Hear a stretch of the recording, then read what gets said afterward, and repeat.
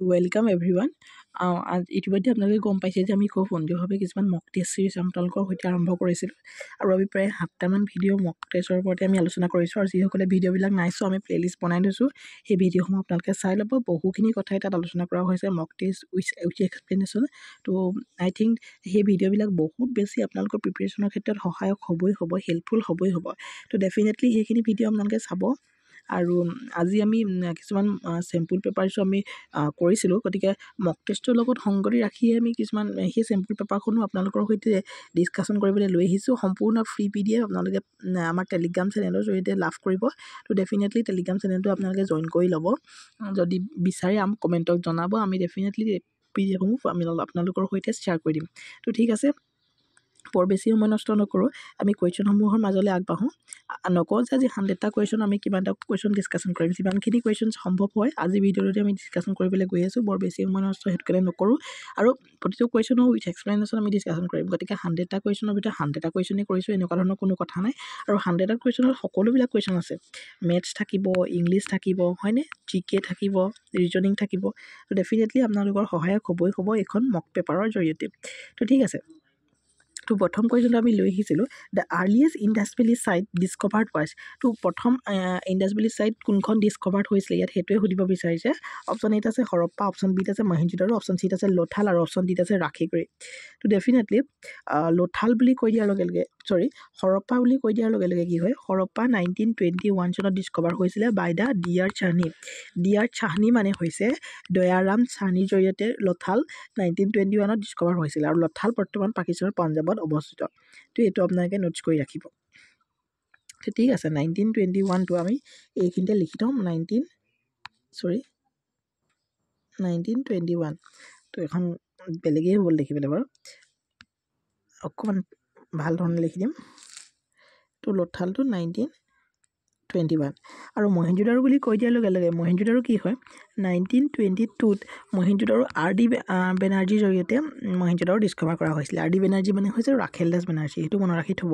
ঠিক আছে, মহেঞ্জোদাৰো বৰ্তমান ইণ্ডাছ ৰিভাৰৰ কিনাৰতে আচলতে আছে পাকিস্তানৰ পাঞ্জাৱত। তো 1923 তো হৰপ্পা বুলি কৈ দিয়াৰ লগে লগে ৰাবি নদী কিনাৰতে হৰপ্পা আছে, সেইটো আপোনালোকে মনত ৰাখি থৈ দিব। ঠিক আছে, তাৰপিছতে আহিলে লোথাল।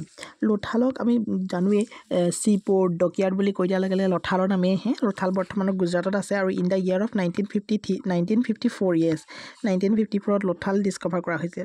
ৰাখিগড়ি বৰ্তমানৰ হাৰিয়ানা আৰু ৰাখিগড়ি 1963ত ডিছকভাৰ কৰা হৈছে। তো তেতিয়াহ'লে এই যিকেইটা চন আমি আপোনালোকৰ সৈতে আলোচনা কৰিলোঁ, এই চনকেইটাৰ জৰিয়তে আমি এয়াই গম পালোঁ যে ইয়াৰ শুদ্ধ উত্তৰ হ'ব option A will be the correct answer, অৰ্থাৎ Harappa is the earliest city discovered in the Indus valley civilisation, হয়নে? ইয়াৰ লগে লগে আপোনালোকে মনত ৰাখিব যে লোথাল বৰ্তমানৰ ক'ত, গুজৰাটত আছে। ৰাখিগড়ি বৰ্তমানৰ ক'ত, ৰাখিগড়ি বৰ্তমান ক'ত আছে, আমাৰ হাৰিয়ানাত আছে। তো ঠিক আছে, কুৱেশ্যন নম্বৰ 2ত আমি যাম। তো কুৱেশ্যন নম্বৰ 2ত আমি লৈ আহিছিলোঁ, which of the following state does not share boundary with Assam. তো অসমৰ সৈতে কোনখন ষ্টেটে আচলতে বাউণ্ডাৰী শ্বেয়াৰ নকৰে, ইয়াৰ বাবে আচলতে আমি মেপখনো চাই ল'ব লাগিব। তথাপিও আনচাৰটো কোৱাৰ আগতে আমি মেপখন ডিছকাশ্যন কৰি লওঁ। তো ঠিক আছে, তো আমি ইয়াত চাৰ্চ কৰি দিছোঁ বাৰু, যিহেতু গুগলৰে সহায় ল'ব লাগিব। বাউণ্ডাৰী ষ্টেটছ মেপছ বুলি চাৰ্চ কৰাৰ পাছতে আমি হয়তো পাম। ঠিক আছে,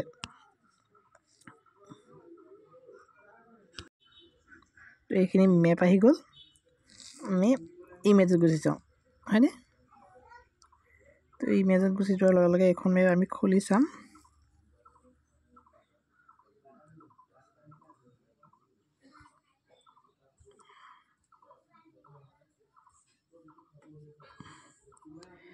তো দেখিছে, এইখন অসমৰ মেপ হয় আৰু এই অসমৰ মেপখনত কি হৈছে আপোনালোকে চাওক। অসমখন দেখিলেই কেনেকুৱা ধৰণৰ হয়।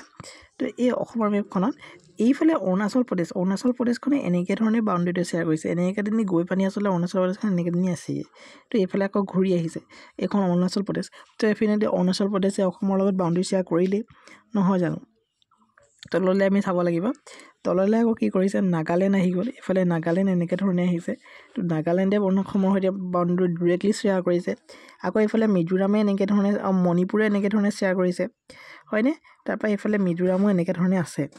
আৰু এইফালে ত্ৰিপুৰা এনেকৈ ধৰণে লাগি আছে ত্ৰিপুৰা আকৌ বাংলাদেশে তিনিওফালৰ পৰা আচলতে বান্ধি ৰাখিছে আকৌ এইফালে আহি গ'ল মেঘালয় এনেকৈ শ্বেয়াৰ কৰিছে তো এইডোখৰতে বাংলাদেশে শ্বেয়াৰ কৰি দিলে এইফালে বাংলাদেশো লাগি আছে বাংলাদেশে শ্বেয়াৰ কৰি দিলে এইটো ইম্পৰ্টেণ্ট নহয় বাৰু এতিয়া ইম্পৰ্টেণ্ট নহয় বাট ইম্পৰ্টেণ্টে হয় যিহেতু বাংলাদেশ আৰু ভূটানে ইণ্টাৰনেশ্যনেলি অসমখনক বৰ্ডাৰ শ্বেয়াৰ কৰিছে হয়নে তো এইফালে আকৌ ৱেষ্ট বেংগলে শ্বেয়াৰ কৰিছে ৱেষ্ট বেংগল এখন আমাৰ নৰ্থ ইষ্টৰ ষ্টেট নহয় হাতভনী ষ্টেট নহয় তথাপিও ৱেষ্ট বেংগলে শ্বেয়াৰ কৰিছে তো এইফালে ভূটানে শ্বেয়াৰ কৰিছে আৰু এইফালে অৰুণাচল প্ৰদেশখন আকৌ আহি গৈছে তো ছিকিমখন এইফালে আছেগৈ নেপালৰ ঠিক ওচৰতে তো ডেফিনেটলি ইয়াত আনচাৰটোত কি হ'ব Sikkim is the correct answer হ'ব অৰ্থাৎ কি হয় অৰুণাচল প্ৰদেশে শ্বেয়াৰ কৰে মেঘালয়ে শ্বেয়াৰ কৰে ত্ৰিপুৰাই শ্বেয়াৰ কৰে Sikkim is the correct answer হ'ব ছিকিমে কি কৰে আমাৰ অসমৰ সৈতে বাউণ্ডেৰী শ্বেয়াৰ নকৰে ছিকিমক 36th এমেণ্ডমেণ্টৰ জৰিয়তে 36th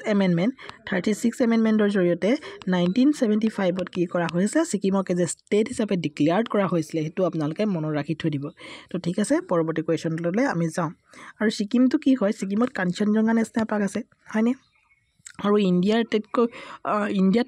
আটাইতকৈ ওখ পিকটো ক'ত আছে ডেট ইজ আমি কাঞ্চনজংঘা ছিকিমতে আছে বহুত বেছি ইম্পৰ্টেণ্ট আপোনালোকে মনত ৰাখি থ'ব তো ঠিক আছে পৰৱৰ্তী কুৱেশ্যনছ তো কুৱেশ্যন নম্বৰ 3 আছে find the odd one out এইটো বহুত ইজিয়ে হয় কেৰেলা মহাৰাষ্ট্ৰ উৰিষ্যা গোটেইখন কিন্তু আসামখন কি হয় এখন নৰ্থ ইষ্টাৰ্ণ ষ্টেট হয় তো Assam is the correct answer অৰ্থাৎ option D will be the correct answer হ'ব ঠিক আছে পৰৱৰ্তী কুৱেশ্যনলৈ যাওঁ এটা প্ৰায় কমন কুৱেশ্যনেই হৈ পৰে which of the following groups is the festivals Kherai পূজাটো কাৰ সৈতে এছ'চিয়েটেড হ'ব মিচিঙৰ সৈতে ডেফিনেটলি নহয় গাৰোজ নহয় মেইটিছ নহয় আৰু বড়োজৰসকলে কি হয় খেৰাইজ পূজা পাতে তো ঠিক আছে তো মেইটিছসকলৰ কি হয় এইটো লাই হাৰাইবা মণিপুৰৰ যিটো আছে লাই হাৰাইবা ফেষ্টিভেলটো মেইটিছসকলে পালন কৰে সেইটো আপোনালোকে মনত ৰাখি থ'ব মেইটিছ শব্দটো দেখিলোঁ কাৰণে মই আচলতে কৈয়ে গৈছোঁ পৰৱৰ্তী কুৱেশ্যন আৰু এটা কুৱেশ্যন আছে নেঘেৰিটিঙৰ যিটো শিৱদৌল হয় এইটো ক'ত আছে কোনখন ডিষ্ট্ৰিক্টত আছে তো ডেফিনেটলি গোলাঘাট ডিষ্ট্ৰিক্টত আছে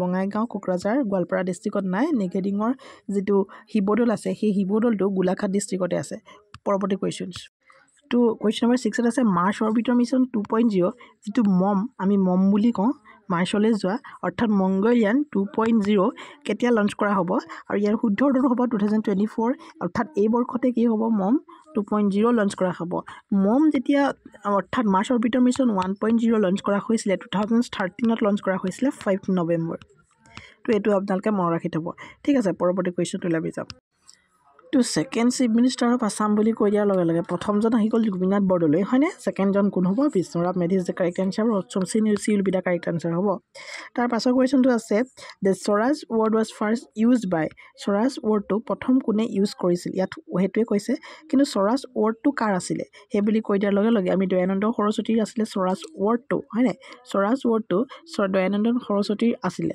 হয়নে কিন্তু স্বৰাজ ৱৰ্ডটো প্ৰথম কোনে ইউজ কৰিছিলে সেই বিষয়ে আহিব পাৰে আৰু সেয়া হ'ব option D will be the correct answer অৰ্থাৎ স্বৰাজ ৱৰ্ডটো দয়ানন্দ সৰস্বতীয়ে প্ৰথম ইউজ কৰিছিলে ঠিক আছে কুৱেশ্যন নম্বৰ 9ত আছে the battle of Panipat was fought in the year তো বেটেল অফ পানিপথ কিমান চনত হৈছিলে তো 1761 চনত কি হৈছে বেটেল অফ পানিপথ হৈছিলে তৃতীয়খন বেটেল অফ পানিপথ হৈছিলে তো পানিপথৰ প্ৰথম যুদ্ধ আৰু দ্বিতীয় যুদ্ধৰ বিষয়ে আমি জানিব লাগিব আৰু সেইখিনি আমি মাৰাথান ছেশ্যনটো খুব সুন্দৰভাৱে আচলতে আলোচনা কৰিছোঁ তো গোটেইখিনি আচলতে আলোচনা কৰা হৈছে সেইখিনি ডিছকাশ্যন কৰাৰ প্ৰয়োজনেই নাছিলে কিন্তু তথাপিও 1761ত কি হয় প্ৰথম থাৰ্ড বেটেল অফ পানিপথ হয় ৱেৰ is the headquarters of international court of justice প্ৰায়ে আহি থাকে আৰু ইণ্টাৰনেশ্যনেল কোৰ্ট অফ জাষ্টিছৰ হেডকোৱাৰ্টাৰ হৈছে আপোনালোকৰ